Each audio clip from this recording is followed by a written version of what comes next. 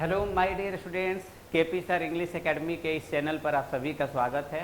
और आज हम लोग पढ़ने वाले हैं आपके 12 एग्ज़ाम्स के लिए इम्पॉर्टेंट कुछ प्रश्नों को जो आपके एग्ज़ाम्स में पूछे जाएंगे और पूछे गए हैं। ठीक है, ये भी जानेंगे कि दिए गए जो ये क्वेश्चंस है जो आप देख रहे हैं, देखिए इसमें टोटल 15 क्वेश्चंस को हम लिए हैं और ये जो 15 क्वेश्चंस है ये 2 टेंस पर आधारित है। कितने टेंस पर आधारित है? मात्र 2 टेंस पर आधारित है। अभी हम लोग इसका जांच करेंगे कि वो कौन कौन सा 2 टेंस है। तो ये जो आपका वीडियो होगा एग्जाम्स डोज 1 के नाम से है और इन फ्यूचर इसके बाद जो भी वीडियो मिलने वाला है वो 1 2 3 4 5 ऐसे कंटिन्यू होगा। और इस वीडियो में हम लोग क्या करेंगे तो ग्रामर के कंसेप्ट को समझेंगे और उस कंसेप्ट पर 1 या 2 कंसेप्ट रहेगा, उसी कंसेप्ट पर हम लोग क्वेश्चन को सॉल्व करेंगे। एक टाइप का क्वेश्चन होगा और वह भी आपके एग्जाम्स में आए हुए, यानी क्वेश्चन बैंक का क्वेश्चन होगा या गेस होगा जो आपके 2025 के एग्जाम्स के लिए ज़रूरी होगा। तो सबसे पहले हम लोग क्वेश्चंस को देखेंगे, समझने का काम करेंगे। ठीक है, कि आखिर ये क्वेश्चन जो है ये किस तरह का है, कैसे हम लोग एग्जामिनेशन में इसको पकड़ पाएंगे, कैसे इसको हम लोग सॉल्व कर पाएंगे, इस सारे बातों को अभी समझने वाले हैं।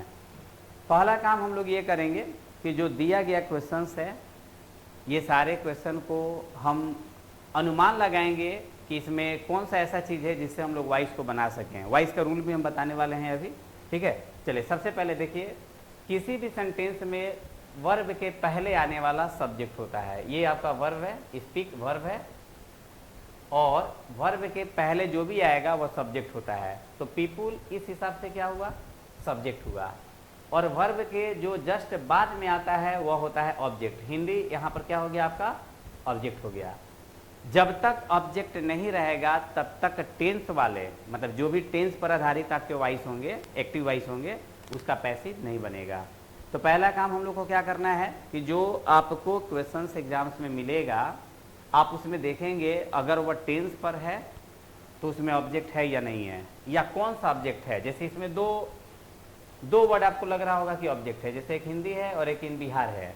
तो याद रखिएगा जो प्रीपोजिशन के बगल में आता है उसे प्रीपोजिशन का ऑब्जेक्ट कहते हैं। जो प्रीपोजिशन के बगल में आएगा इसे क्या कहेंगे, प्रीपोजिशन का ऑब्जेक्ट। और जो वर्ब के जस्ट बगल में आता है इसी को बोलते हैं वर्ब का ऑब्जेक्ट। एकदम आसान है।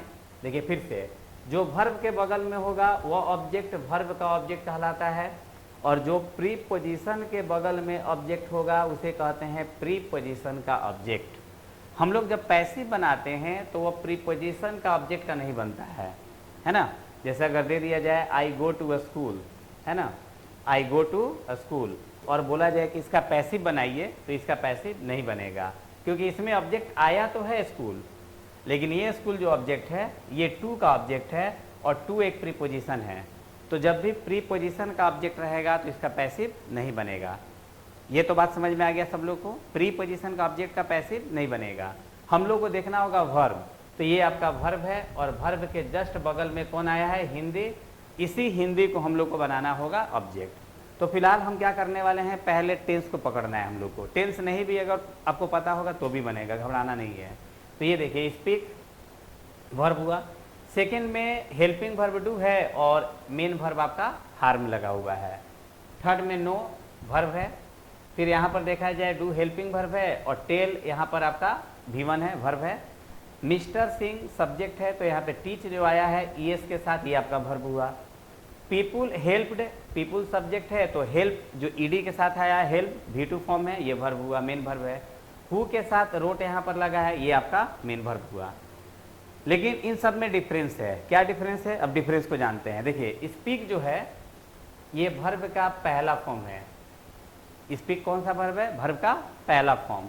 वर्ब को 5 फॉर्म में बांटा गया है, V1 V2 V3 V4 and V5। V1 के साथ अगर हम लोग एस या ES जोड़ देते हैं तो V5 बन जाता है। एस या ES अगर जोड़ दें तो V5 बन जाएगा। V1 के साथ क्या जोड़ेंगे तो V5 बनेगा, एस या ES जोड़ेंगे तो, है ना। फिलहाल अब यही जानना है, बीच वाले को हम नहीं समझेंगे। V2 जो है तो V2 आपको याद करना पड़ेगा, ये जनरली ED लगा हुआ मिलेगा, जनरली ED लगा हुआ मिलेगा। V1 के साथ ACS जोड़ेंगे तो V5 बनेगा और V2 कैसा रहेगा, या तो इसको याद कीजिए या तो जनरली ईडी लगा हुआ मिल जाएगा। ऐसे इसका कोई विशेष नियम नहीं होता है कि आप डायरेक्ट इसको पकड़ पाएंगे, ठीक है। तो चलिए देखते हैं। यहाँ पर जो स्पीक आया है ये वर्ब का पहला रूप है ना। यहाँ पर जो हार्म लगा हुआ है या डू लगा हुआ है, अगर डू की हम बात करें तो डू भी V1 है, यानी वर्ब का पहला रूप है। देखिए यहाँ पर एक और बात को समझा जाए, डू, डज और डीड ये है हेल्पिंग वर्ब। इनका नाम क्या है, हेल्पिंग वर्ब, जो मेन वर्ब की तरह भी कार्य करते हैं। Do, does, did main verb की तरह भी कार्य करते हैं, लेकिन ये मेन वर्ब कब होंगे, जब डू डज के जस्ट बगल में कोई क्या आ जाए, ऑब्जेक्ट आ जाए, है ना। डू डज डीड के बगल में कोई ऑब्जेक्ट या एक्स्ट्रा वर्ड अगर आ जाए तो उस कंडीशन में इसे हम लोग मेन वर्ब समझेंगे। लेकिन अगर डू डज के बाद, डीड के बाद मेन वर्ब का पहला रूप लगा हो, पहला फॉर्म आया हो, तो वैसे कंडीशन में ये तो मेन वर्ब हो ही गया, इसे हम लोग हेल्पिंग वर्ब समझेंगे। क्लियर है इतना। हम लोग इसे क्या समझने वाले हैं, हेल्पिंग वर्ब। साथ में एक और चीज यहाँ पे समझेंगे, डू V1 का काम करता है, चूंकि डू में ES लगा है तो ये V5 का काम करेगा और डीड यहाँ पर V2 का काम करेगा। देखिए हर एक कंसेप्ट को समझना होगा, चूंकि ये वीडियो फॉर्मेट में है तो आप जो चीज़ देखना हो, समझना हो, थोड़ा बैक कर करके समझ सकते हैं। अभी हम आपको एकदम आसानी पूर्वक समझाने का प्रयास कर रहे हैं, ठीक है। डू बता दिए कब मेन वर्ब होगा और कब हेल्पिंग वर्ब होगा। जब इसके बाद मेन वर्ब का पहला फॉर्म आया रहेगा, यानी V1 कोई और वर्ब लगा रहेगा, तो वैसे कंडीशन में ये हेल्पिंग वर्ब होगा।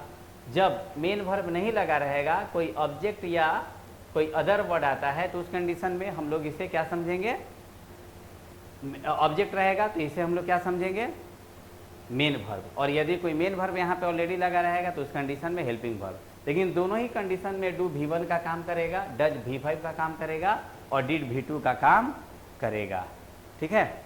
एक और चीज, डू डज डीड कभी भी पैसिव वॉइस में हेल्पिंग का काम नहीं करता है।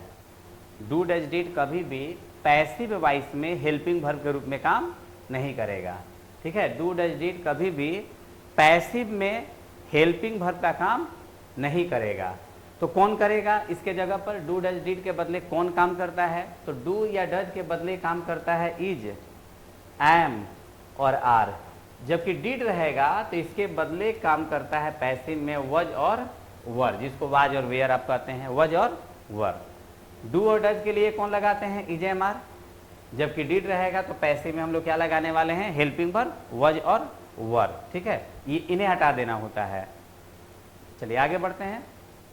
तो ये तो पता चल गया कि V1 है, और ये हार्म या डू के वजह से ये भी V1 है, नो V1 है, डू V1 है, और यहाँ पर टीच से V5 है।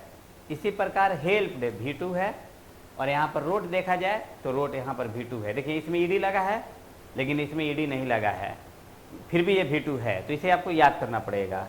इसके अतिरिक्त अगर हम आगे भी देखें कि इसमें कौन कौन सा वर्ब है, तो देखिए डीड यहाँ पर V2 है, साथ में इट लगा है, ऑब्जेक्ट लगा हुआ है, तो इसका मतलब ये मेन वर्ब के रूप में है, ठीक है।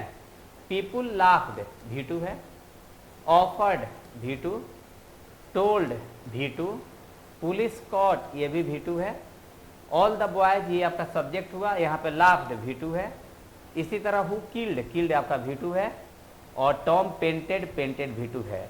तो अभी हम लोग जितना वर्ब को पहचान किए, आप लोग को एक ही बात समझ में आया कि जो भी क्वेश्चंस अभी दिया गया है इससे स्लाइड पे, ये आपके एग्जाम्स का तो है ही, साथ में इसमें है क्या, तो आप केयर किए होंगे कि या तो V1 लगा है, या तो V2 लगा है, या तो V5 लगा है। यही 3 वर्ब से रिलेटेड रूल आज हम लोग जानेंगे पैसिव बनाने के लिए, है ना। चलिए थोड़ा सा आगे बढ़ते हैं। पैसिव बनाने के पहले नियम को जानते हैं। ऐसे आप नियम पहले से भी जानते होंगे, लेकिन फिर भी एक बार रिकॉल करते हैं ताकि आप लोग को रिवीजन हो जाए, ठीक है। तो सबसे पहले हम अब सीखेंगे कि एक्टिव से पैसिव बनता कैसे है। एक्टिव से पैसिव बनता कैसे है। एक्टिव से पैसिव बनाने के लिए आप लोग को 4 कॉमन रूल को याद करना है। कितना, 4। कितना रूल, 4 कॉमन रूल रहेगा। और वह 4 कॉमन रूल कौन सा है, तो पहला जो रूल होगा इसमें आप क्या करेंगे कि जो सब्जेक्ट, वर्ब और ऑब्जेक्ट रहेगा, इसके ऑब्जेक्ट को आप बना देंगे सब्जेक्ट। और जो शुरू में सब्जेक्ट रहेगा इसको आप लास्ट में लाकर बना देंगे ऑब्जेक्ट। क्लियर है? ये एक्टिव वॉइस रहेगा और आप क्या बनाने वाले हैं, पैसिव बनाएंगे। तो एक्टिव वॉइस का जो ऑब्जेक्ट है वो बन जाएगा सब्जेक्ट, और जो सब्जेक्ट है ये क्या बन जाएगा, ऑब्जेक्ट बन जाएगा। पैसिव में उल्टा कर देना, यानी मैथ में जो क्रॉस मल्टीप्लाई आप करते हैं बिल्कुल उसी तरह कर देना है। सपोज मान लेते हैं कि ऑब्जेक्ट के जगह पर मी है, तो हम यहाँ पर क्या करने वाले हैं, आई कर देंगे। और ये मान लेते हैं कि सब्जेक्ट के जगह पर ही है, तो जब ऑब्जेक्ट बनाएंगे तो ही को क्या में बदल देंगे, हिम में। क्लियर है? ये फर्स्ट रूल आपका हुआ। चलिए सेकेंड रूल को समझते हैं। सेकेंड रूल में हम लोग क्या करेंगे, सब्जेक्ट जो होगा पैसिव वॉइस का, पैसिव वॉइस का, ठीक है, जो आपका सब्जेक्ट होगा, इस सब्जेक्ट के जस्ट बाद में आपको किसी ना किसी हेल्पिंग वर्ब को रखना होगा।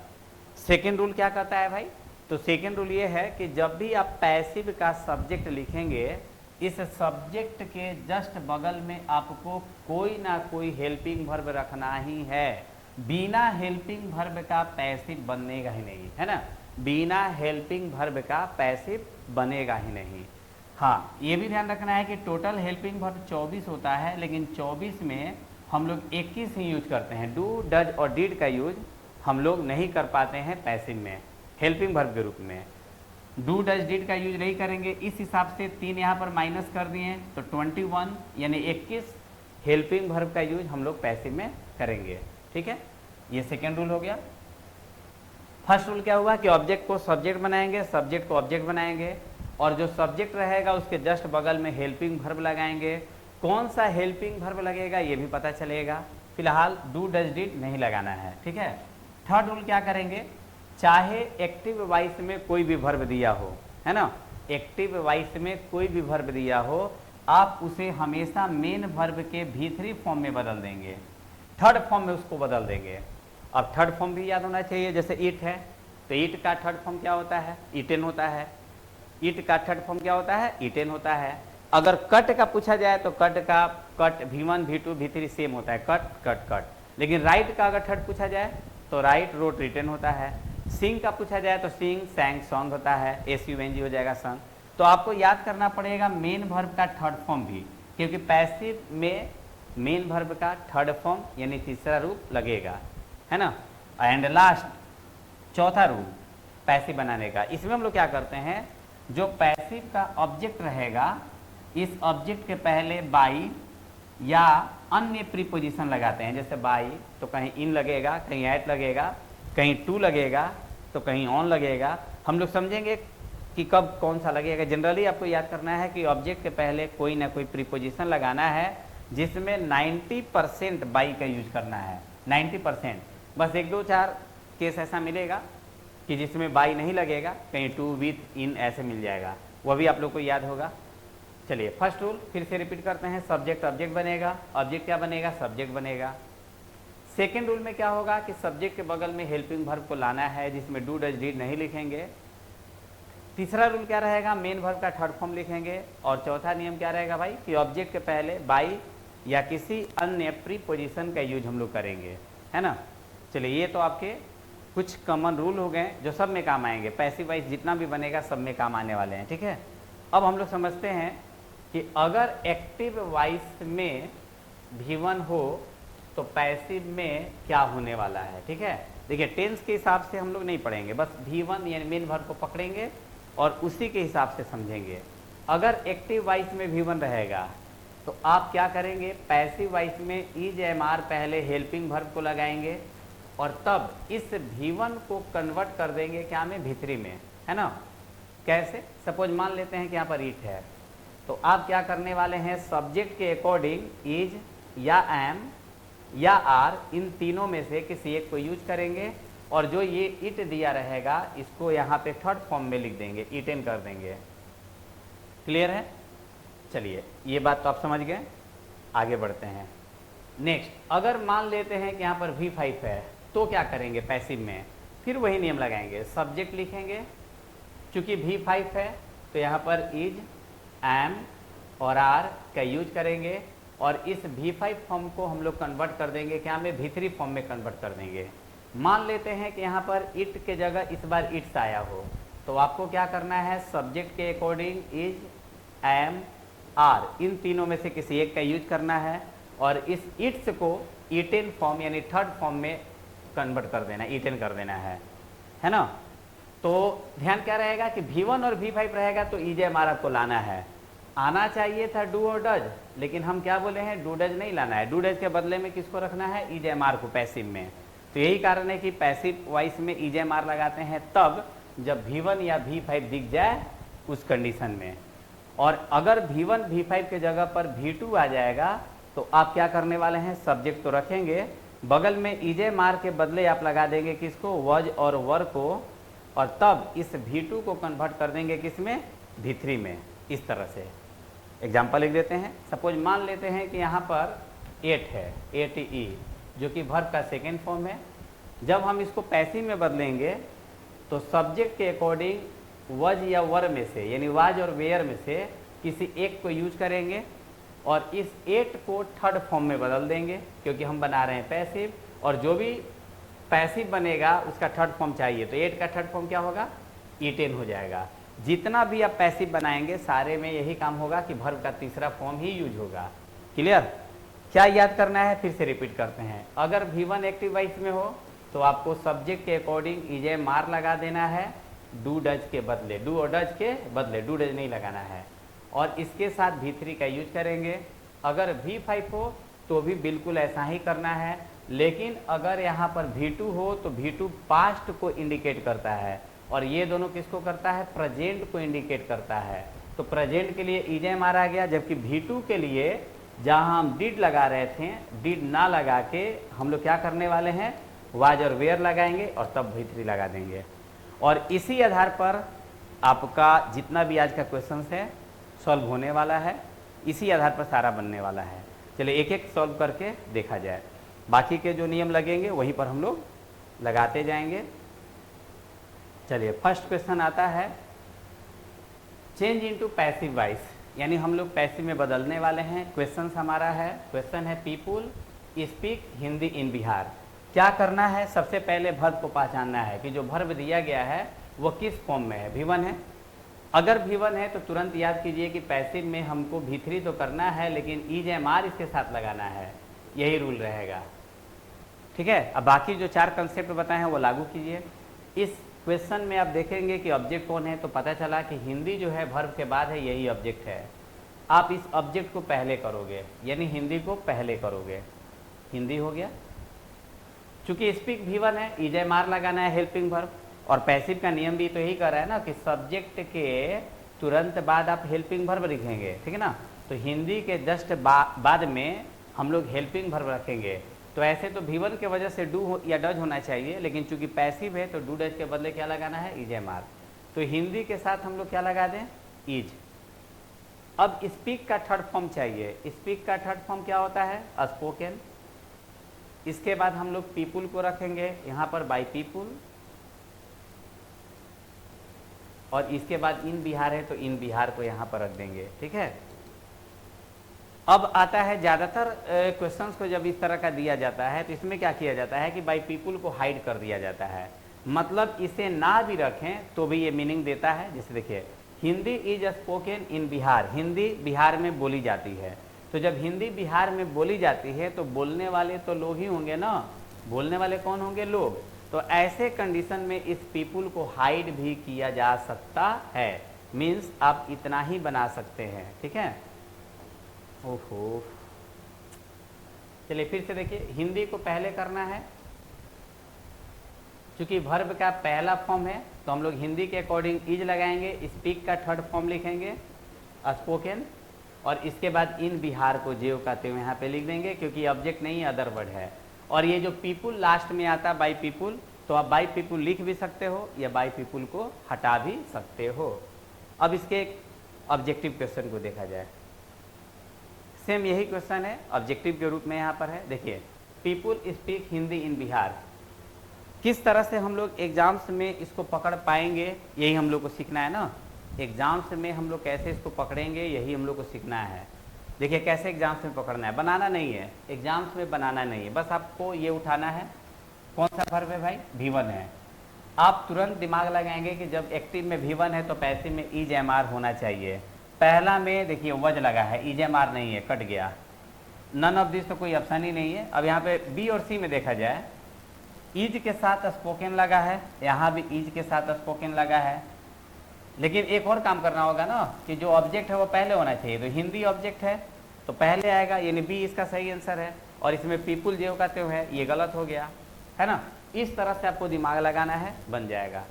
क्या करना है, पहले आप वर्ब को पहचानिए, उसके हिसाब से हेल्पिंग वर्ब को, फिर वर्ब का थर्ड फॉर्म है या नहीं है, ये भी देखना है कि ऑब्जेक्ट पहले है या नहीं है। अगर सब्जेक्ट जो है ऑब्जेक्ट बना है, हाइड भी रहेगा तो चलेगा। जैसे कि यहाँ पे हाइड है, देखिए Hindi is spoken in Bihar है, बाई पीपुल हाइड है, जबकि इसमें आया है, लेकिन इसमें आने के बावजूद भी, पहला में आने के बावजूद भी सही क्यों नहीं है, क्योंकि ये वर्ब का पहला फॉर्म है, helping verb is am are चाहिए। क्या लगा है यहाँ पर, वज लगा है, इस हिसाब से ये गलत है। सही कौन सा है, बी। ठीक है, चलिए आगे बढ़ते हैं। नेक्स्ट क्वेश्चन आता है, I don't harm anyone. Anyone आपका ऑब्जेक्ट है, तो पहला काम इसी को कीजिए कि एनीवन को पहले ला दीजिए। एनीवन, चूंकि डू यहाँ पर तो इंडिकेट कर रहा है कि प्रेजेंट इंडेफिनिट है, या आप ऐसे भी कर सकते हैं कि डू लगा है तो इज एम आर का ही यूज करेंगे पैसिव में। एनीवन के अनुसार क्या लगा दिए, इज। नॉट लगा है तो आप यहाँ पर नॉट को लगा लीजिए। अगर कॉन्ट्रैक्ट फॉर्म में लगाना है यानी संक्षिप्त रूप में तो आप ऐसे लगा सकते हैं, एनीवन इजंट। हार्म है तो इसका थर्ड फॉर्म चाहिए, तो हार्म का थर्ड फॉर्म ईडी लगा देते हैं, तब बाई, और ये जो आई है, आई बन जाएगा ऑब्जेक्ट, तो ऑब्जेक्ट हो गया आपका मी, यानी एनीवन इजंट हार्म्ड बाय मी। और इसी का फिर ऑब्जेक्टिव भी मिलने वाला है, इसको भी आप देखिए, ये आपका हो गया objective. I don't harm anyone, तो पहले आप देखेंगे कि एनीवन पहले आया है क्या, तो तीनों में एनीवन पहले आ गया है। अब एक और चीज देखना है कि डू है, या अगर V1 होता है तो इज एम आर होता, तो इसमें तो डोंट लगा है, गलत है, यहाँ पर इज लगा है, सही यही वाला है, और इसमें देखिए वज लगा है, तो एक यहाँ पर सही आंसर मिलेगा आपको। हमेशा इसी तरह से चूज करना है एग्जामिनेशन में, ठीक है। चलिए नेक्स्ट क्वेश्चन आता है, I know him. Know verb का पहला फॉर्म है, तुरंत दिमाग में लाइए कि इज एम आर लगाना है। अब हिम को पहले करना है, तो ही सब में पहले है, चूंकि V1 है तो V1 रहेगा, तो इंडिकेट तो कर रहा है ना कि आप पैसिव में इज एम आर ही लगाओगे। तो अब देखेंगे कि इज एम आर किस में लगा है, तो एक ए में लगा है और एक सी में लगा हुआ है। अब इन दोनों में क्या फ़र्क है, देखिए he is known by me है, इसमें he is known to me है। तो आपको एक यहाँ नया कंसेप्ट याद करना है कि नो, यानी नो का थर्ड फॉर्म नोन, अपने साथ बाई को नहीं रखता है बल्कि टू को रखता है। नोन के साथ कौन सा आएगा प्रीपोजिशन, टू, पैसिव वॉइस में, है ना। अगर ये सेटिस्फाइड होता तो सेटिस्फाइड के साथ विद का प्रयोग करते हैं। अगर इंटरेस्टेड होता तो इंटरेस्टेड के साथ हम लोग इन का प्रयोग करते हैं, ठीक है। इंटरेस्टेड के साथ क्या लगाते हैं, इन लगाते हैं, ठीक है। तो यहाँ पर देखा जाए, आई नो हिम का क्या बना, ये वाला, he is known to me. Him पहले आया, इसके बाद नो की वजह से इज एम आर लगा, नोन, और आई जो है लास्ट में आ गया मी। चलिए नेक्स्ट क्वेश्चन की ओर बढ़ते हैं। अगला क्वेश्चन आता है, why do you tell a lie. तो देखिए जब भी, यहाँ पर कंसेप्ट सीखना है, जब भी WH वर्ड होता है तो WH वर्ड को ज्यों का त्यों छोड़ देते हैं, हु को छोड़कर, हु के बदले बाई हुम लगाते हैं। तो हु को छोड़कर जितने भी WH वर्ड आएंगे आप उसको ज्यों का त्यों पैसिव में रखेंगे, है ना, बस बाकी सारा कंसेप्ट वही रहेगा। तो देखिए वाई को छोड़ना है ज्यों का त्यों, अगर बनाना चाहते हैं तो पहले बना के देख लीजिए। चलिए यहाँ पे बना के दिखाते हैं। सबसे पहले वाई को ज्यों का त्यों आप छोड़ेंगे, छोड़ दिए, बचा क्या, डू यू टेल अ लाई। अब इसमें आप ऑब्जेक्ट को पहचानिए, टेल मतलब बोलना, ए लाई ये आपका ऑब्जेक्ट रहा। ऑब्जेक्ट को सब्जेक्ट बनाना है, चूंकि ये सिंगुलर है और डू लगा है तो डू का मतलब इज एम आर में कन्वर्ट होगा।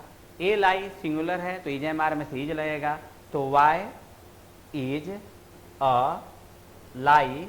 और ये टेल का थर्ड फॉर्म चाहिए ना, तो टेल का थर्ड फॉर्म होता है टोल्ड, और तब बाई, शुरू में यू है तो लास्ट में चला आएगा यू। इस हिसाब से मिलाइए, why is a lie told by you कहाँ पर है, ठीक है। देखिए why is a lie told by you पहला आंसर, ठीक है, पहला आंसर होगा। ये भी याद रखना है, बहुत सारे ऑप्शन में क्या करता है ना कि वाई अ लाई दे देता है और तब हेल्पिंग वर्ब यहाँ पर लगा देता है, जो कि गलत हो जाता है।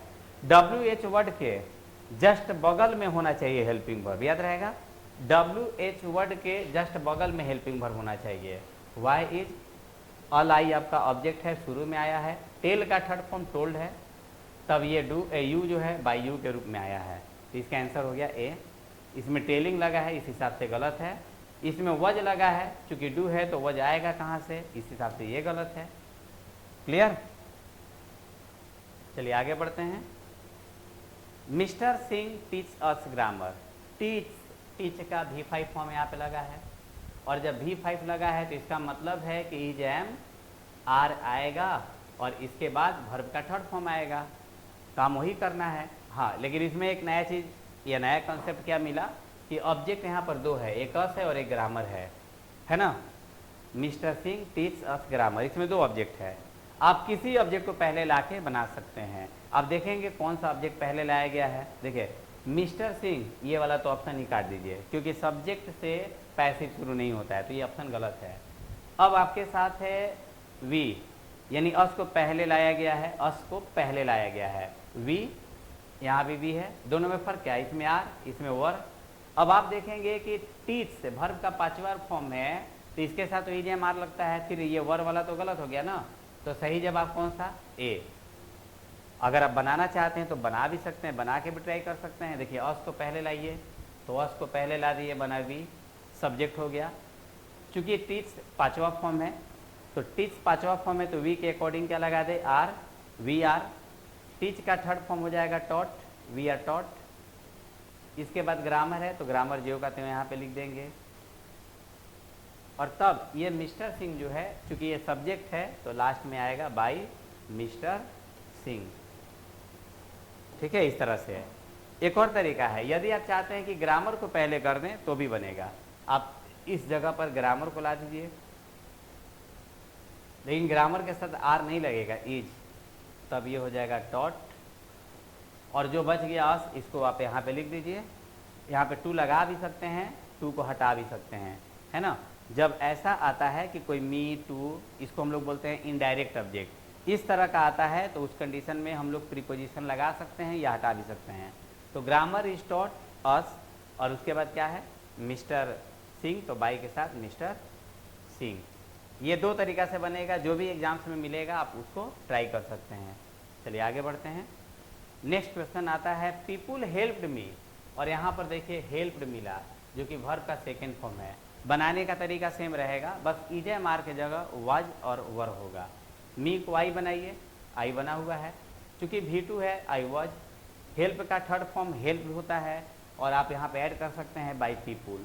चूंकि ऑप्शन में नहीं है फिर भी ये ऑप्शन सही है, क्योंकि यहाँ पे है लेकिन होने का बाद भी एम लगा है, और V2 कभी भी एम के सहायता से नहीं बनता है। यहाँ पर पीपुल पहले आ गया है, जो कि सब्जेक्ट है, ये भी ऑप्शन गलत है, तो इसका बी सही ऑप्शन होगा। ठीक है, समझ आ रहा है। चलिए आगे बढ़ते हैं। नेक्स्ट क्वेश्चन आता है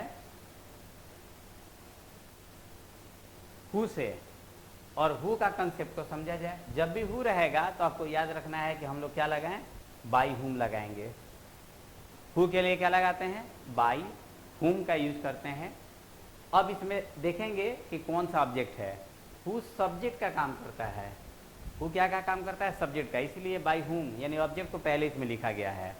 फिर भी जो इसमें आपका ऑब्जेक्ट रहेगा, जैसे दिस नोवेल ऑब्जेक्ट है, ये सब्जेक्ट बनेगा, तो बाई हुम के बाद दिस नोवेल को लिखेंगे, लेकिन चूंकि रोट है तो इसका मतलब यहाँ पर कोई ना कोई हेल्पिंग वर्ब चाहिए, और रोट V2 फॉर्म है। जब V2 होता है तो या तो वाज या तो वेयर में से कोई एक, तो बाई हुम के अकॉर्डिंग ये नहीं होगा वाज वेयर, दिस नोवेल के अकॉर्डिंग होगा। दिस नोवेल के अनुसार क्या लिख दें, वाज, यहाँ पे हो गया by whom was this novel. Road है तो इसका रिटेन हो जाएगा थर्ड फॉर्म। अब आप ऑप्शन को मिला लीजिए, कौन सा है, by whom was this novel rotten, written हो गया ना, by whom was this novel written, यही आंसर होगा। ठीक है, एक बार फिर से समझा दें। हु के बदले आप क्या लिखने वाले हैं, बाई हुम। ध्यान दीजिएगा, हु के बदले आप क्या लिखने वाले हैं, बाई हुम लिखेंगे। दिस नोवेल जो लास्ट में ऑब्जेक्ट है, इसको सब्जेक्ट बनाना है, और जब आप सब्जेक्ट बनाएंगे तो सब्जेक्ट के साथ कोई ना कोई हेल्पिंग वर्ब लगता है ना। चूंकि बाई हुम इंट्रोगेटिव वर्ड है तो ये नियम उल्टा हो जाएगा, हेल्पिंग वर्ब पहले और सब्जेक्ट बाद में। तो अब बताइए दिस नोवेल के साथ रोट है जो कि V2 है, तो आप क्या लगाने वाले हैं, या तो वाज या तो वेयर लगाएंगे ना।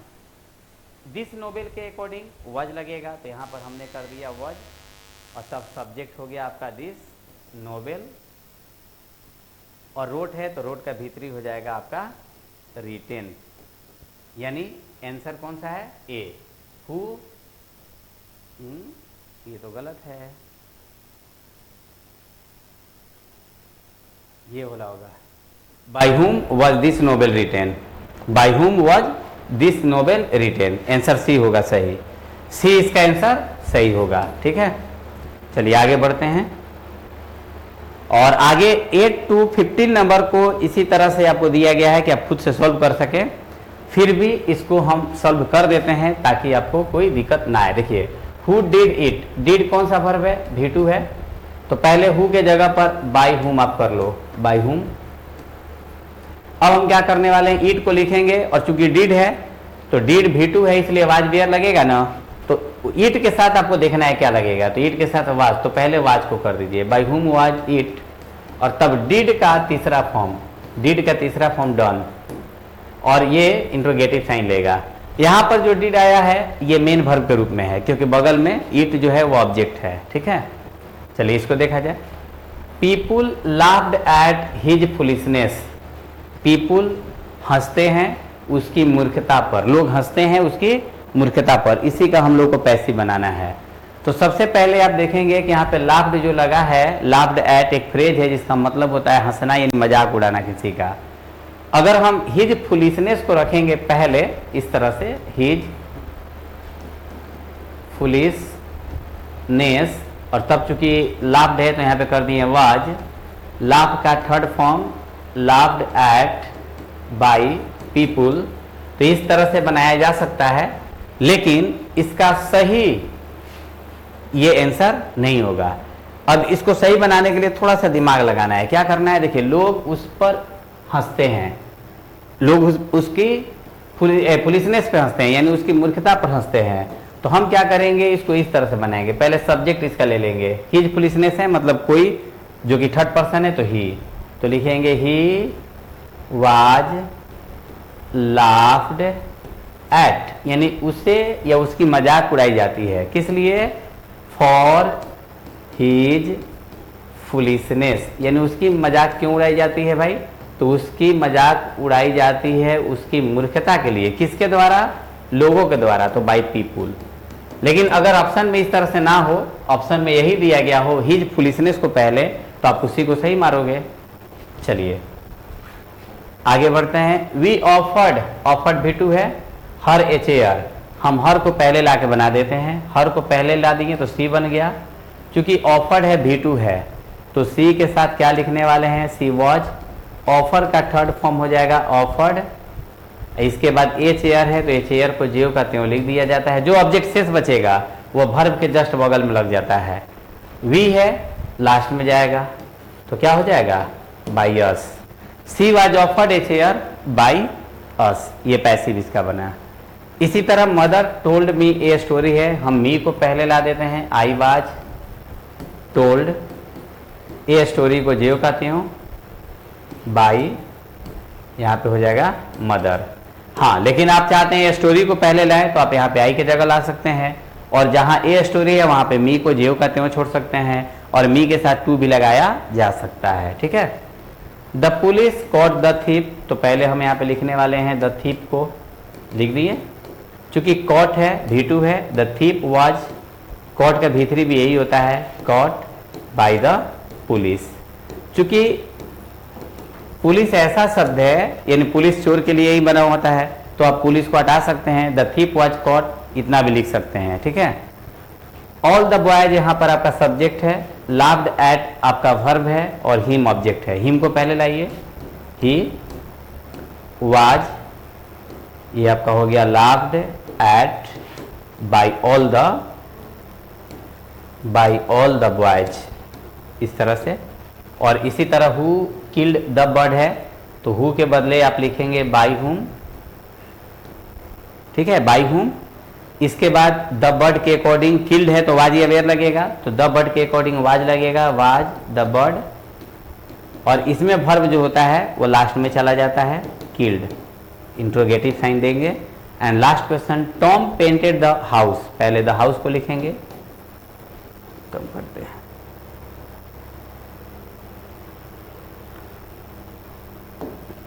चलिए यहां पर देखिए, पहले हम लोग द हाउस को लिख देंगे, क्योंकि पेंटेड V2 है तो the house was painted, third form हो गया, बाय टॉम। ठीक है, तो इस तरह से आपका ये वे क्वेश्चंस हैं जो आपके एग्जाम्स में पहले पूछे जा चुके हैं। आप इसको रिवीजन करें, पहले स्वयं बनाएं, फिर इस वीडियो की सहायता से आप इस क्वेश्चन को सॉल्व करें। किसी तरह का डाउट हो तो आप कमेंट में अपना लिख सकते हैं, उसको देखा जाएगा, उस पर आपको फिर नेक्स्ट वीडियो में उसका जवाब या रिप्लाई दिया जाएगा। Thank you.